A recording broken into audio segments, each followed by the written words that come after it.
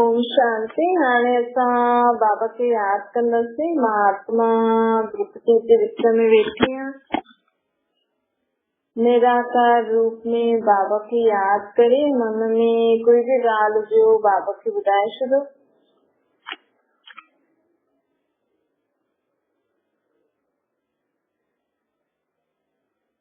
आत्मा पंहिंजे बाप परमात्मा खे मन जी सभु ॻाल्हियूं ॿुधाए थी।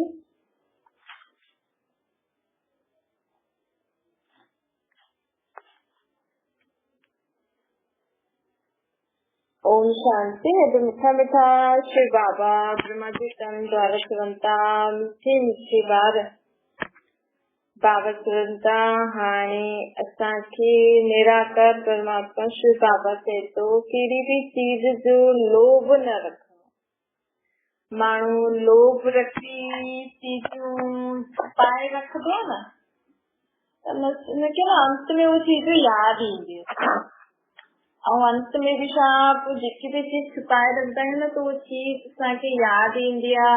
असां भॻवान खे यादि न करे सघंदा आहियूं छो कि खुद जी सम्झंदा आहियूं। लोभ वस छुपाए करे रखंदा आहियूं त इहे त ग़लति थी वियो न।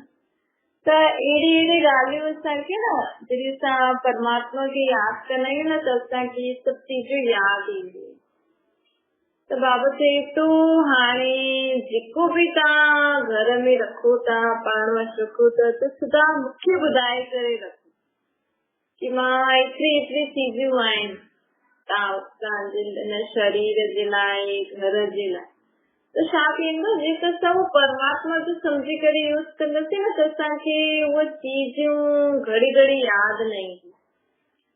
छोकी माण्हू अॼुकल्ह भॻवान खे यादि करणु वेहे थो त हुनखे उहे सभु ॻाल्हियूं उहे सभु चीजूं उहे सभु माण्हू ई यादि ईंदा वेंदा। कहिड़ो बि बाबा जे तो कंहिंजे बि नाम रूप में फसी वञे न कोई सुठो ॻाल्हाईंदो आहे सुठो व्यवहार में ईंदो आहे ॾाढो धनवान हूंदो आहे या कहिड़ी बि ॻाल्हि में कंहिंजो बेहद सुठी हूंदी आहे कंहिंजो व्यवहार सुठो हूंदो आहे त उहो यादि ईंदो। कोई चीज तव्हां रखी आहे तव्हां वटि जो चीजूं आहिनि सभु यादि ईंदियूं। त इहे चीजूं न असांखे भॻवान खे यादि करण में विघ्न विझंदी। हिन करे बाबा चए थो सभु कुझु मूंखे ॿुधायो भई तव्हां वटि छा छा आहे। मन ई मन में परमात्मा खे ॿुधाए करे परमात्मा खे चओ हाणे तव्हांखे जीअं बि इहे कार्य में लॻाइणो आहे लॻवाइणो आहे तव्हां लॻवाए। त हिन सां छा थींदो असांखे उहे चीजूं घड़ी घड़ी यादि न ईंदियूं त असांखे परमात्मा जी यादि में जॾहिं असां वेंदासीं भॻवान जी यादि में त असांखे भॻवान जी यादि सहज अची। तव्हां जॾहिं बि भॻवान खे यादि कंदा आहियो कुझु बि यादि अचे न त हुनखे ॾेई छॾिजो हुनखे ॿुधाए छॾिजो भई अहिड़ी ॻाल्हि ईअं आहे पोइ उहा ॻाल्हि यादि न ईंदी। करे बाबा चए थो माण्हू ॾिसो केॾा सारा जोड़ी जूता रखी वेंदा आहिनि। अॼुकल्ह माण्हू ॾिसो जूता बाबा अॼु जूतनि जे लाइ थो वैसे त ॾाढी सारी चीजूं माण्हू रखंदो आहे एॾी सारी एॾा सारा कपिड़ा जूता गहना पोइ हुनखे अंत घड़ी उहे यादि ईंदियूं न। अंत घड़ी बि वैसे बि दुनिया में बि अगरि असां सुबुह शाम भॻवान खे यादि कंदा आहियूं त इहे चीजूं असांखे भॻवान खे सां जुड़ण में विघ्न विझंदियूं। इन करे भले रखो भले पायो लेकिन बाबा खे सभु ॿुधाए करे रखो पायो। एक्स्ट्रा रखंदो त हुनमें रग वेंदी। ॾिसो दुनिया त हिकु ई आहे। तव्हां खाइण पीअण जी चीजूं वठो था तव्हांखे नथी सुठी लॻे त ॿिए कंहिंखे ॾेई छॾो खाइण लाइ। हुनखे ख़राब करे फिटी करण सां छा फ़ाइदो। दुनिया त हिकु ई आहे न। त अगरि तव्हां कुझु पाइण लाइ कुझु खाइण लाइ कोई बि चीज तव्हां रखो था यूज़ था करो अगरि तव्हांखे न खपे त पहिरियों ई असांखे ॿियनि खे ॾेई छॾणी खपे। हुनखे सफल करणो आहे असांखे। और चए थो हुनखे कार्य में लॻाया त ख़ुदि जे या ॿियनि जे। वेस्ट करे, खराब करे, फिटी करण सां बोझ चढ़ंदो। तो ताकि कुछ खाइण लाइ चीज है, ताकि पतो है मूंखे न खाइणु मां ही, मूंखे न वणंदी, त असांखे उहा चीज ॿिए खे ॾेई छॾणी खपे, ताकि ख़राब थियण खां पोइ कोई न कोई आत्मा खे खाइण जे लाइ मिली वेंदी। ताकि कोई कपिड़ो आहे, ताकि उहो नथो वणे, न पाइणो आहे, त रखी रखी ख़राब करण सां त हुनखे कंहिंखे ॾेई छॾो त उहो पाए छॾंदो, सफल थी वेंदो न। तो ये बाबा चए तो अगर असां सोचंदासीं भई दुनिया में असां रहणा आहियूं त सभु आत्मा आत्मा भाव आहे ऐं असांजो पीउ हिकु निराकार परमात्मा। चलो तव्हां वटि ॾाढी सारी चीजूं आहिनि खाइण पीअण पाइण जे लाइ, कार्य में लॻाइण जे लाइ, लेकिन असांखे सम्झणो खपे कि बाक़ी आत्माउनि वटि अगरि न आहे दुनिया में त जेकी असांखे चीज कम में नथी अचे उहा असांखे ॿियनि खे ॾेई करे सफल करणु हुजे। न त छा मिलंदो, उन्हनि माण्हुनि जी दुआयूं मिलंदियूं आहिनि। भई तव्हां ख़राब करे फिटी कई छॾी त जानवर जे बि खाइण में कम न आहे। सोचो था चलो इंसान खे न, जानवर खे खाराए, जानवर खे कपिड़ा पाराए, लेकिन बाबू चए तो माण्हू सोचतो आहे एॾो अहंकार हूंदो आहे न माण्हुनि खे, चईंदो छा असां मतलब खुद चईंदो कि न न ठीकु आहे न फिटी था करे छॾो, कचरे में फिटी करना, लेकिन माण्हुनि खे न ॾींदा। त बाबू चए तो ईअं न करणु खपे। असां इहे सोचो ये पूरी दुनिया सभी आत्माएं असांजा भाउ आहिनि, हिकु परमात्मा बाप जा ॿार आहिनि। चलो असां वटि आहे, ॿिए वटि न आहे, कंहिं बि कारण हुननि जा कर्म अहिड़ा हुया जंहिंजे कारण हुन वटि न आहे, पैसे जी कमी आहे या सड़क ते माण्हू कुझु भीख था मांगनि, कुझु बि था करनि, उहो हुननि जो कर्म। असां छो हुननि जे लाइ बुरो सोचूं? असां अगरि ॾेई था सघूं त ॾियो, न त बाबा चए थो पोइ न त फिटी करण सां पोइ बि पतो अंत में भगवान धर्मराज बि त पुछंदो न, भई तव्हांखे एॾी चीजूं हुयूं, तव्हां ख़राब करे फिटी कयो, लेकिन मुंहिंजी सृष्टि ते माण्हू बुखा मरनि पिया, माण्हुनि वटि कपिड़ो न हुयो पाइण लाइ, पोइ बि तव्हां दान छो न कयो? हुनखे तव्हांखे न खपे या त न वठो, लेकिन चीज खे ख़राब करे फिटी करण जो बोझो असांजे मथां पवंदो।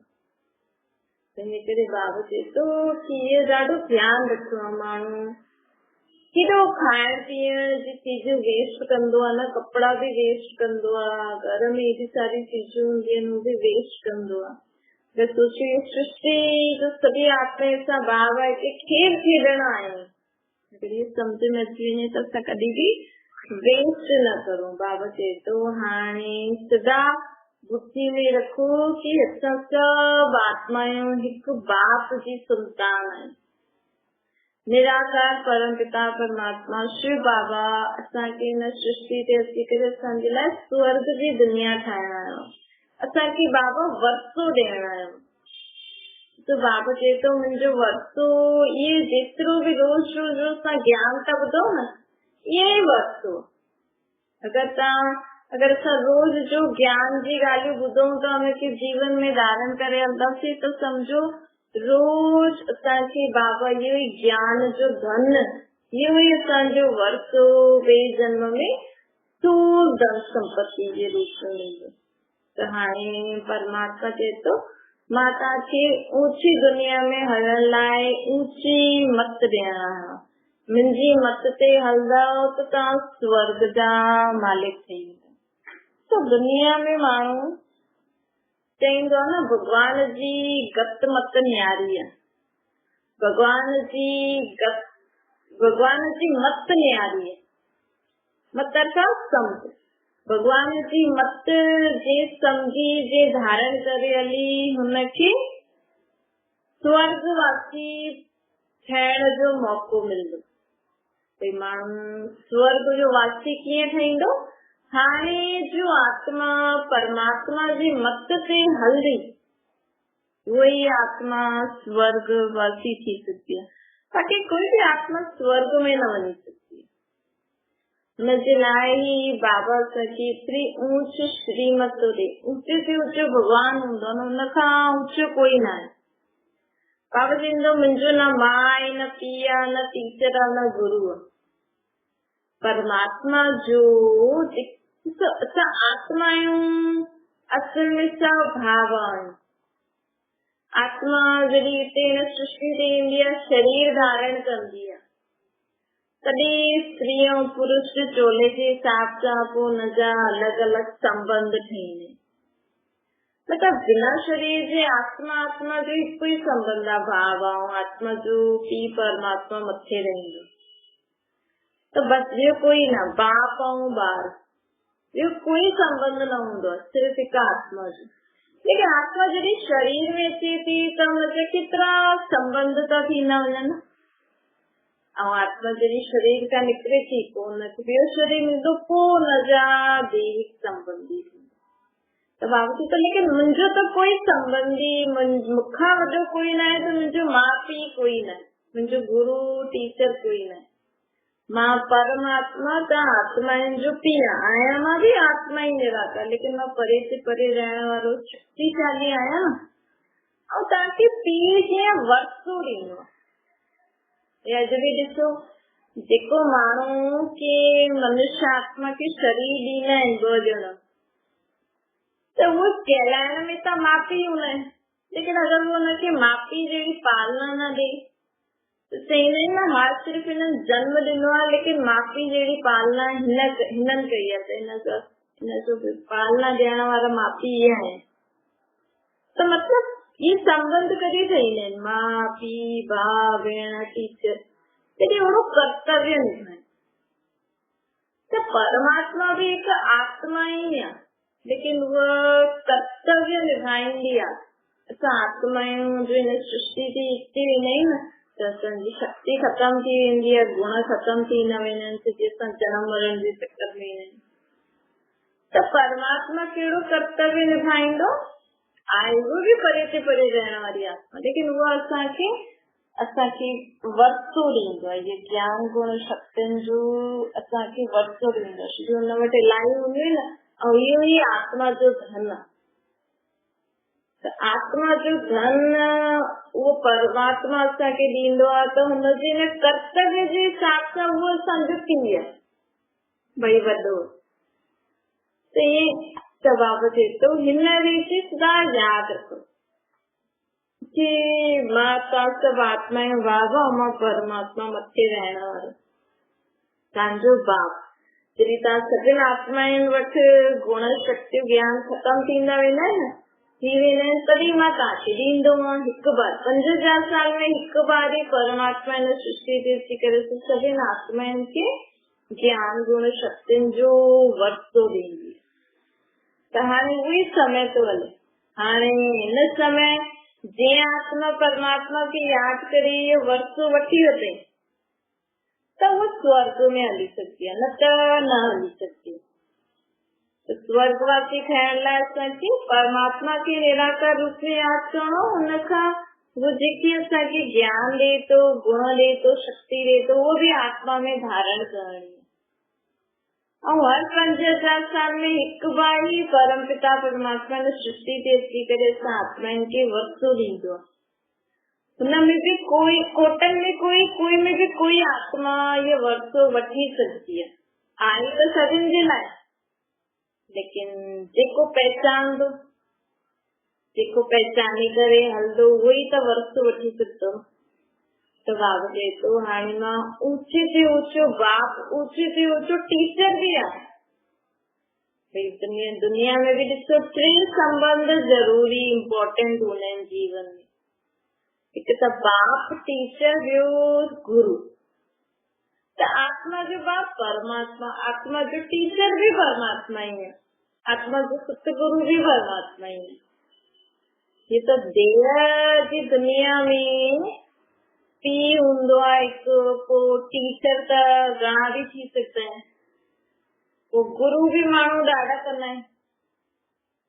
पीउ भी चलो जनम त ॾींदो, लेकिन ॿियनि खे भी पीउ ठाहे वेंदा आहिनि।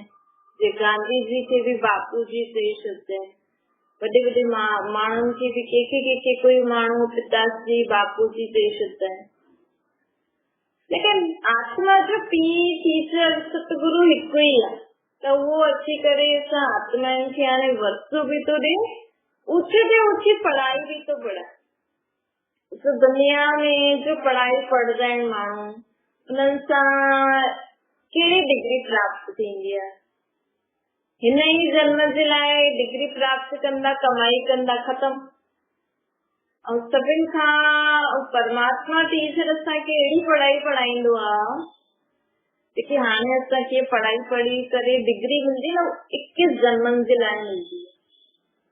मतलब हाणे जेकी पढ़ाई था पढ़ूं हुन खां पोइ असांखे 21 जन्मनि ताईं कोई पढ़ाई न पढ़णी पवंदी। अगर असांजी जो पढ़ाई थी परमात्मा जो असांखे पढ़ाए थो न, त अॻियां जा 21 जन्म असां बिना पढ़े पंहिंजो जीवन गुज़ारो करे सघंदा आहियूं। छोजे हाणे जी शिक्षा अॻियां 21 जन्मनि ताईं हलंदी आहे। अॼु जो असां पढ़ंदासीं न और जीवन में धारण कंदासीं, उहो असांजे अॻियां 21 जन्म ताईं असांजी बुद्धि में रहंदी। असां हिन दुनिया में ॾिसो, जेका भी माण्हू पढ़ाई पढ़नि था, समझो पढ़ाई पढ़दे पढ़दे कोई शरीर छॾे थो छॾे, तो वापस का वो आत्मा जॾहिं ॿियो शरीर वठंदी त वरी खां हुनखे पढ़णो पवंदो। लेकिन हिते परमात्मा जी पढ़ाई पढ़दे पढ़दे छॾे भी, बस कोई शरीर भी छॾे न, त हुनखे हुनजी प्राप्ति ॿिए जन्म में ऐं अॻियां जे 21 जन्मनि में ज़रूर मिलंदी। जेतिरो भी पढ़े वो पढ़ाई खत्म न थी वेंदी आहे, बुद्धि में रहंदी आहे ये पढ़ाई। असांजे पढ़ाई जो संस्कार थी वेंदा न, तो समझो कोई डॉक्टरी जी पढ़ाई तो पढ़े तो हुनजा बुद्धि जो पढ़ंदो वो संस्कार थींदो वेंदो। भई कंहिंखे बुखार अचे त ईअं कबो आहे, पोइ जीअं ई कोई बुखार वारो ईंदो त हुनखे हुन रीति ट्रीटमेंट ॾींदो, हिन बीमारी में ये ट्रीटमेंट, हिन बीमारी में ये ट्रीटमेंट। तो पढ़ाई पढ़ते पढ़ते पंहिंजी बुद्धि में व्याप वेंदो, पोइ हुन रीति कर्म कंदो न। लेकिन हुन शरीर छॾे त उहो ॿिए जन्म में थोड़ी यादि ईंदुसि हुनखे। लेकिन हिते समझो त पढ़ाई पढ़ते पढ़ते शरीर छॾे भी सघंदासीं, लेकिन असांजे ॿिए जन्म में जो आत्मा में हाणे परमात्मा ज्ञान तो भरे न, ज्ञान गुण शक्तियूं, वो ॿिए जन्म में भी रहेंगी। सिर्फ ॿिए में न, अॻियां 21 जन्मनि ताईं रहेंगी। इन करे बाप चए तो हाणे मां तव्हांजो टीचर ठही करे 21 जन्मनि जे लाइ तव्हांखे पढ़ाई तो पढ़ायां। 21 जन्मनि जी पढ़ाई हिन हिक जन्म में ई था पढ़ो। बाबा चए तो ॾिसो पढ़ाई पढ़ण सां छा थींदो, माण्हू सुठी कमाई कंदा, पैसो कमाईंदा, सुठो घर ठाहींदा, सुठा कपिड़ा पाईंदा, सुठा खाईंदा पींदा।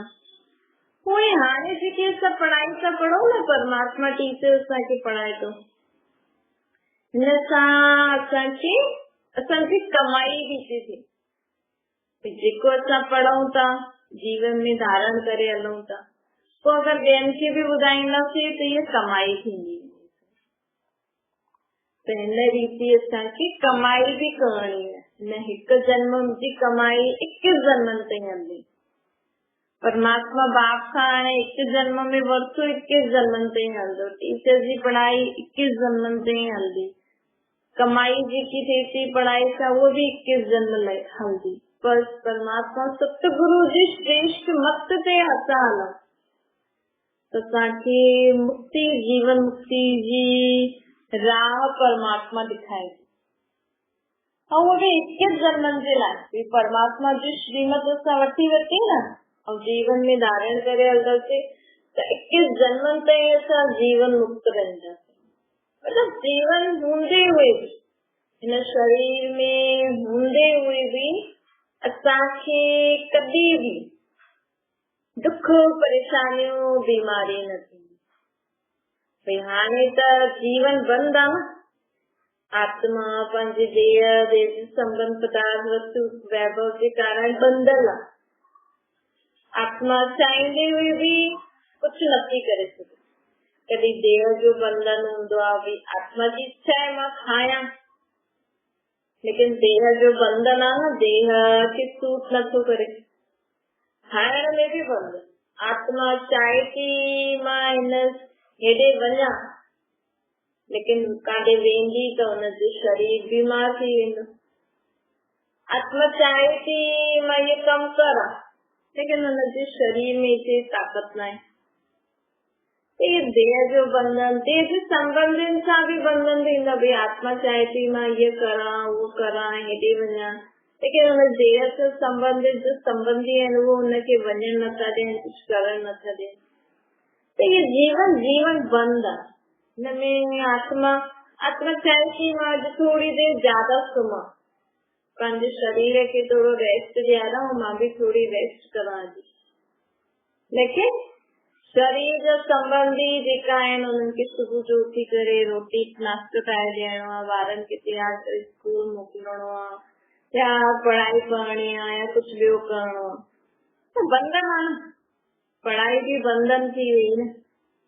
त हिकु तरीक़े सां त ॾिसो, एतिरी माण्हू पढ़ाई पढ़ाए थो ॿारनि खे, जेका सुठो त रोज हफ़्ते में अगरि हिकु चीज सुठी रीति पढ़ाइनि त कम से कम ॿारनि खे सम्झ में तो अचे, खुशी तो थे। खेल खेल में पढ़ाई पढ़ो, सब्जेक्ट में भी पढ़ाई पढ़ाईंदा, लेकिन उते बोझ वारी पढ़ाई न हूंदी। उते पढ़ाई भी माण्हू ख़ुशी ख़ुशी खेल खेल में कंदा, बंधन न हूंदो।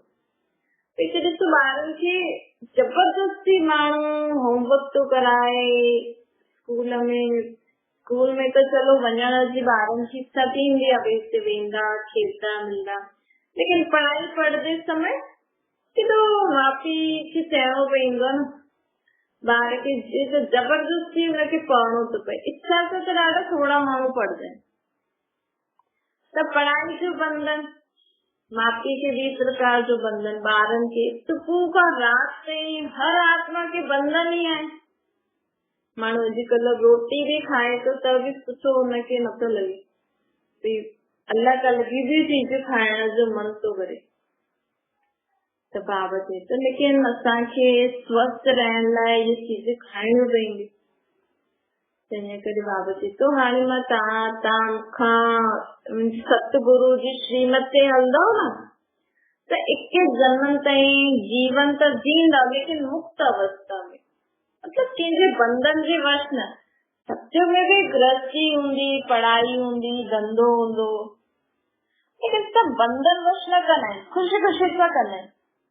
हिते माण्हुनि खे धंधो करणो थो पए कि बंधन आहे, भई धंधो न कंदमि त ॿार खे कीअं संभालंदमि, हुते भी धंधो हलंदो, लेकिन बंधन जे वश न।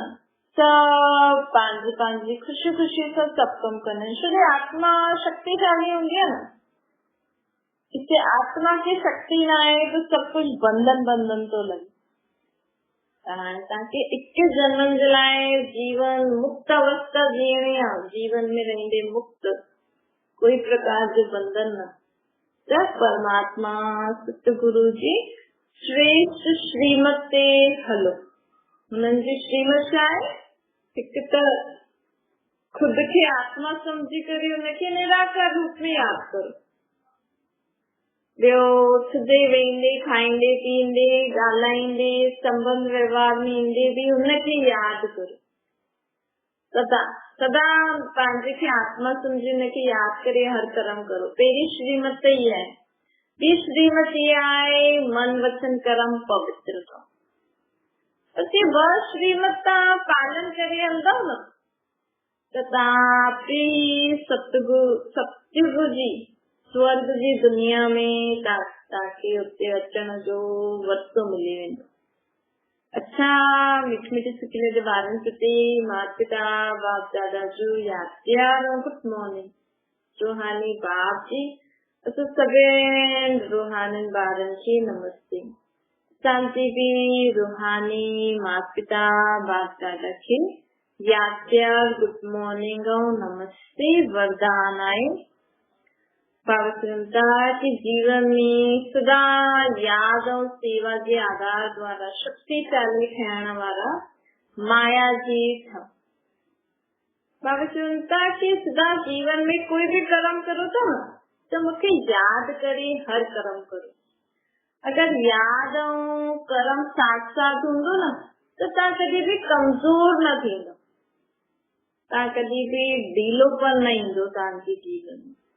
छो जी परमात्मा जो सहयोग मिलंदो न, परमात्मा जो साथ भी हूंदो त कहिड़े बि सर्कमस्टेंसेस कुझु बि थी वञे, लेकिन असांखे कॾहिं बि कमज़ोरी न ईंदी अगर असां परमात्मा खे यादि कंदा हूंदासीं।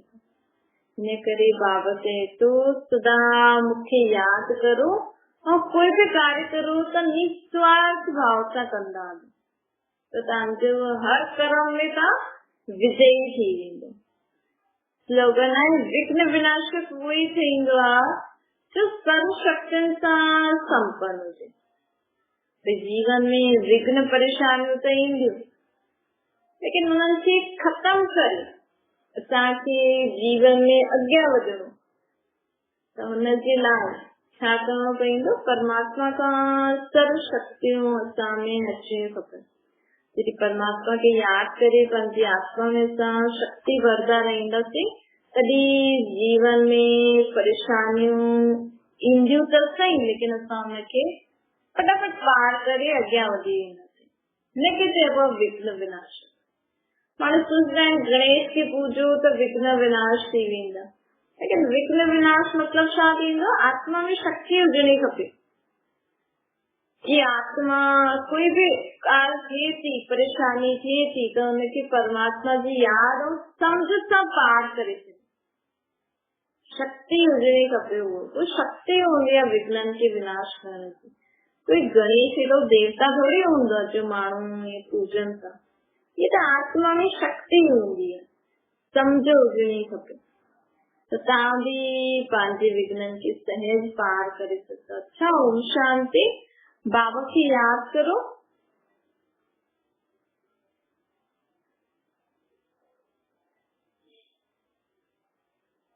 ओम शांति।